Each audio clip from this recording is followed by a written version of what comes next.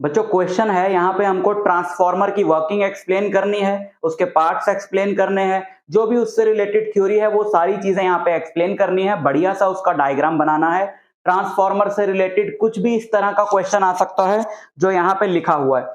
तो सबसे पहले बात करते हैं ट्रांसफॉर्मर है क्या। ट्रांसफॉर्मर एक ऐसा डिवाइस है जो अल्टरनेटिंग करंट या वोल्टेज को स्टेप अप या स्टेप डाउन करता है। स्टेप अप का मतलब होता है बढ़ाना और स्टेप डाउन का मतलब होता है कम करना। अगर आपके पास कोई अल्टरनेटिंग वोल्टेज है जिसकी आरएमएस वैल्यू 10 वोल्ट है और आप चाहते हो कि उसकी आरएमएस वैल्यू बढ़ के 50 वोल्ट हो जाए, तो आप ट्रांसफॉर्मर यूज कर सकते हो। या आप चाहते हो कि 10 वोल्ट से घट के वो 2 वोल्ट रह जाए, तो उसके लिए भी आप स्टेप डाउन ट्रांसफॉर्मर यूज कर सकते हो।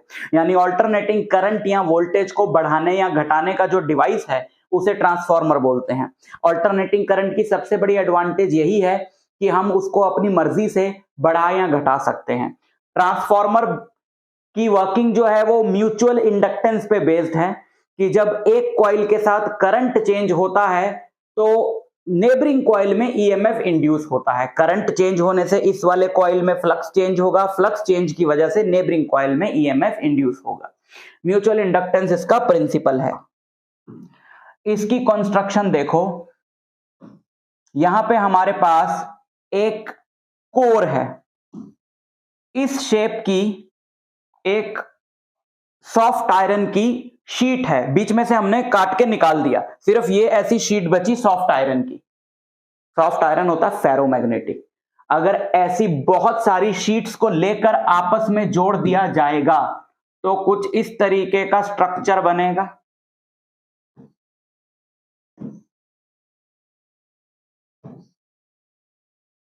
कुछ इस तरीके का स्ट्रक्चर बनेगा और वो बहुत सारी शीट्स जो है वो आपको ऐसी दिखाई देंगी।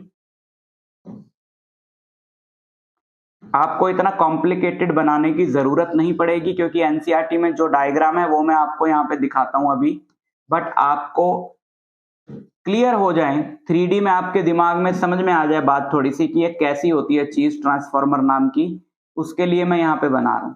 आप कैसा डायग्राम वहां पे एग्जाम में बना सकते हो, उसमें भी आपको पूरे नंबर मिल जाएंगे, वो भी मैं आपको दिखाऊंगा।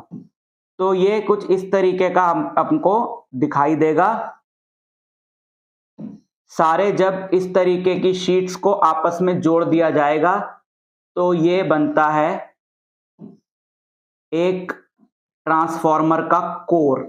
इस तरीके से शीट्स को जोड़ के कोर को बनाना, हम क्या कर सकते थे, हम आयरन का एक मोटा बल्क पीस भी ले सकते थे, बट हमने शीट्स को जोड़ के इसलिए बनाया है। इन शीट्स को जोड़ के बनाने को ही इसको हम लोग बोलते हैं कि ये लैमिनेटेड कोर बन गया है। अब क्यों बनाया है, एडी करंट्स को मिनिमाइज किया जा सके। बल्क पीस होता है अगर मेटल का, तो उसके थ्रू जब फ्लक्स चेंज होता है वो एक ऐसे चेंजिंग मैग्नेटिक फील्ड में रखा होता है, तो उसमें एडी करंट इंड्यूस होते हैं जो बिना वजह की हीट पैदा करते हैं, जिससे करंट जो है, जिससे जो एनर्जी जो है वो बहुत ज्यादा वेस्ट होती है, वो हम नहीं चाहते हैं। तो इसलिए हमने एक बल्क पीस लेने की बजाय इनको ऐसे जोड़ के बना लिया। इसके ऊपर 2 कॉइल लपेटी जाती हैं। एक कॉइल को बोलते हैं प्राइमरी कॉइल, ये हमने यहां पे प्राइमरी कॉइल लपेट दिया एक तरफ के लिंब पे इसके। ये प्राइमरी कॉइल में हम उस अल्टरनेटिंग ईएमएफ को लगाएंगे जिसको हमने स्टेप अप करना है या स्टेप डाउन करना है। दूसरे लिंब पे लपेटी जाती है सेकेंडरी कॉइल। सेकेंडरी कॉइल के दोनों एंड्स में हमें मिलेगा अल्टरनेटिंग ईएमएफ जो बढ़ के आएगा, या अगर ये स्टेप डाउन ट्रांसफॉर्मर है तो घट के आएगा। ये जादू कैसे होता है अभी समझाया जाएगा। तो आप ये डायग्राम बना सकते हो, बहुत ही अच्छी बात है, आपका देखने में बहुत ही ज्यादा अच्छा लगेगा डायग्राम। लेकिन अगर आप नहीं बना सकते तो आप सिंपली एक काम करना, जिस तरीके का डायग्राम एनसीईआरटी में है उन्होंने 2D में ही दिखाया है ताकि आपके लिए बनाना आसान हो। क्योंकि इसी चीज को अगर आप साइड की बजाय सामने से देखोगे तो आपको ये 2D दिखाई देगा, तो आप इस तरह का डायग्राम जो है वो वहां पे बना के आ सकते हो, कोई भी दिक्कत नहीं है। ये हमारा प्राइमरी कॉइल था और ये अब जो मैं बना रहा हूं वो है हमारा सेकेंडरी कॉइल। ठीक है, ये यहां पे आपने इनपुट लगा देना है और इसको आप खुला छोड़ सकते हो, यहां पे हमको आउटपुट वोल्टेज मिलेगा। ठीक, या तो ये ट्रांसफॉर्मर इस तरीके का हो सकता है, या एक और डिजाइन भी दिया हुआ है एनसीईआरटी में, उसको भी समझ लो। यहां पर जो दोनों कॉइल्स थे वो इसके अलग अलग लिम्स पे लपेटे गए थे। नहीं तो आप एक ऐसा डायग्राम भी बना सकते हो ट्रांसफॉर्मर का, ये भी डिजाइन है ट्रांसफॉर्मर का, जहां पे आप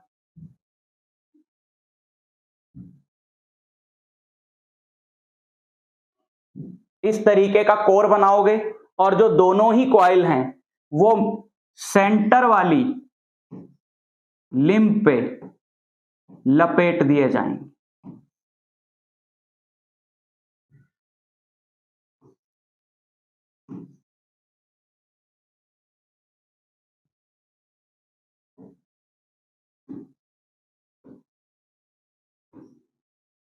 कुछ इस तरीके से यहां पे हम इनपुट लगा देंगे, यहां पे हम इनपुट लगा देंगे, और यहां पे हम को आउटपुट मिलेगा, इन दोनों एंड्स के अक्रॉस आउटपुट वोल्टेज मिलेगी।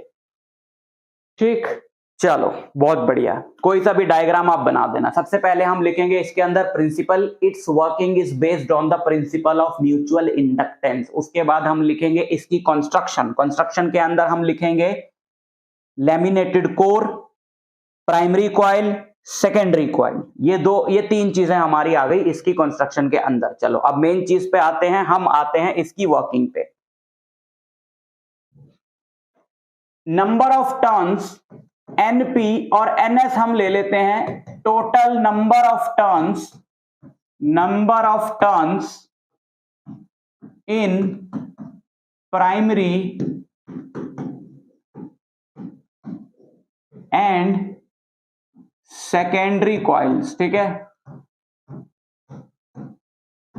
अब क्या होगा, जब आपने प्राइमरी कॉइल के से ऑल्टरनेटिंग करंट लगाया तो ऑल्टरनेटिंग करंट क्या करेगा, कॉइल में से बार बार जब पास होगा उसकी वैल्यू बदलेगी, तो उस करंट का जो फ्लक्स होगा वो भी चेंजिंग फ्लक्स होगा, कांस्टेंट फ्लक्स तो होगा नहीं। उस चेंजिंग फ्लक्स की वजह से उस कॉइल में एक ईएमएफ इंड्यूस होगा, उस वाले ईएमएफ को हम ले लेते हैं ईपी, जो कि होगा -NP d∅dt, जो कि फैराडे का सेकंड लॉ से अपने को फॉर्मूला मिला है। अगर हम मान लें कि there is no leakage of flux, ये दोनों कॉइल्स बहुत पास हैं, तो जो फ्लक्स प्राइमरी के साथ लिंक्ड है वही फ्लक्स सेकेंडरी के साथ लिंक्ड है।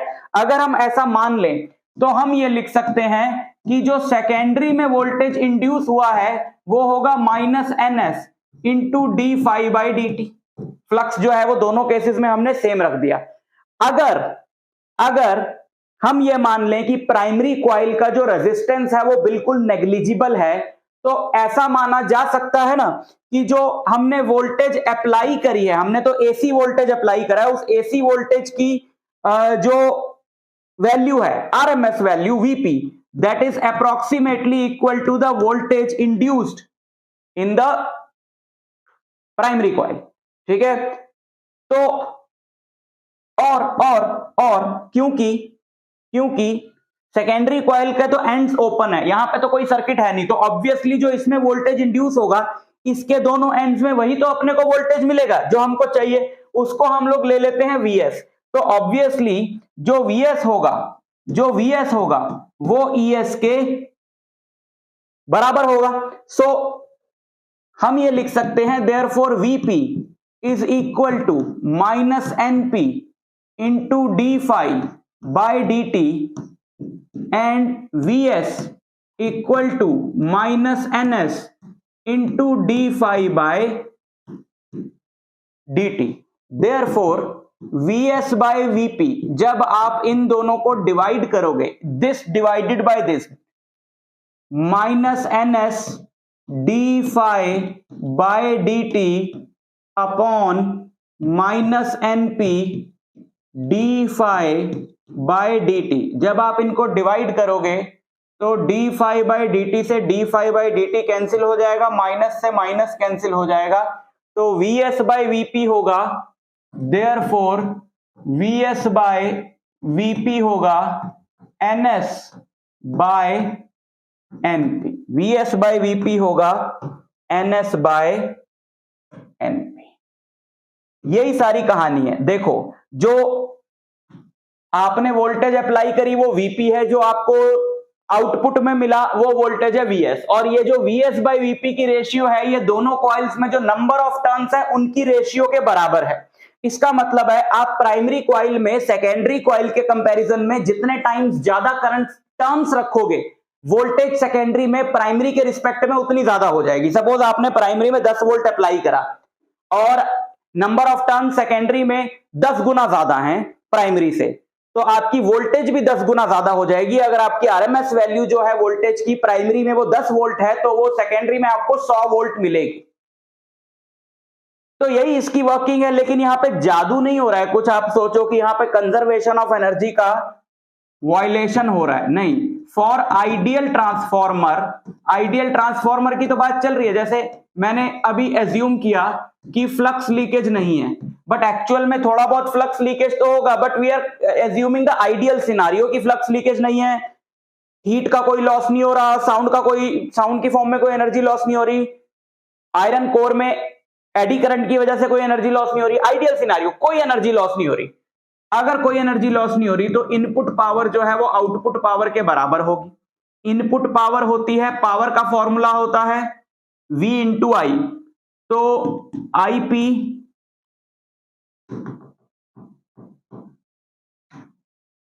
VP into IP equal to VS into IS। Therefore Vs by Vp की जो रेशियो है वो देखो करंट के केस में उल्टी हो गई, वो IP बाय IS होगी। यानी वोल्टेज और करंट की जो रेशियो है ना वो एक दूसरे का रेसिप्रोकल है। इसका मतलब यह है कि वोल्टेज जितने गुना बढ़ेगी करंट उतने गुना कम हो जाएगा, वोल्टेज जितने गुना बढ़ेगी करंट उतने गुना कम हो जाएगा। तो यार कहानी तो वहीं की वहीं रही ना।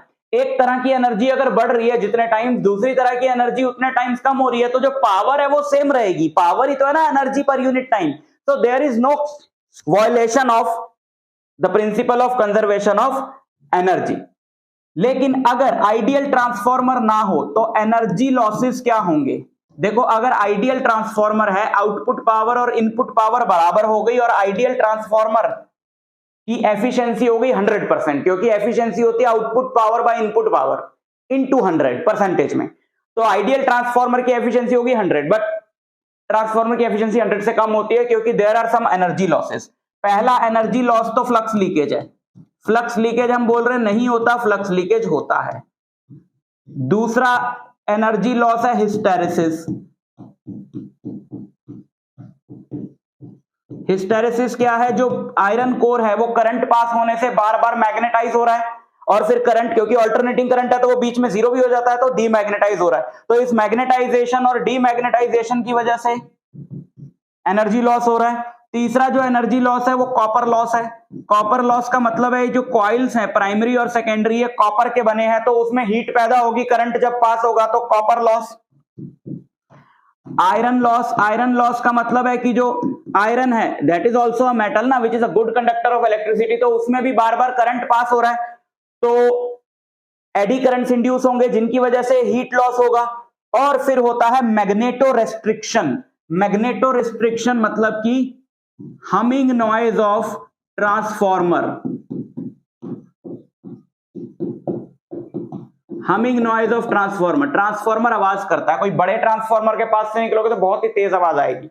जब अल्टरनेटिंग करंट पास होता है कॉइल से, तो जब करंट अपनी डायरेक्शन बदलता है, पहले तो करंट एक डायरेक्शन में, तो एक नॉर्थ पोल है दूसरा साउथ पोल है, एंड फिर ये नॉर्थ हो जाता है ये साउथ हो जाता है, फिर ये नॉर्थ हो जाता है ये साउथ हो जाता है, तो वो एंड्स एक दूसरे को अट्रैक्ट करते हैं, फिर करंट कम हो जाता है तो पोलैरिटी जो है स्ट्रेंथ मैग्नेटिक पोल्स की कम हो जाती है, तो वो ऐसे जाते हैं ऐसे ऐसे। तो अगर कॉइल बड़ा हो तो ऐसा करने से क्या होता है, आवाज पैदा होती है, और sound is a form of energy, तो इससे भी एनर्जी लॉस होता है। तो ये एनर्जी लॉसेस है यहाँ पे जो लिखे हैं।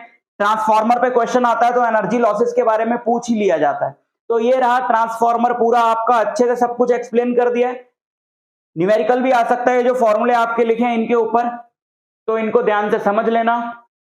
करंट और वोल्टेज का रिलेशन में ओम्स लॉ लगा सकते हो। अगर यहाँ पे हमने एक एक्सटर्नल रेजिस्टर लगा दिया है, मिरर फॉर्मूला नहीं डिराइव करना, अभी बाद में करेंगे उसको। अगर हमने यहाँ पे एक रेजिस्टर लगा दिया है RL, तो जो सेकेंडरी वोल्टेज है VS उसमें रिलेशन हो जाएगा VS equal to IS into RL।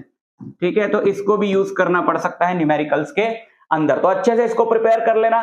मिलता हूं आपसे अगले लेक्चर में मिरर फॉर्मूला के। All the very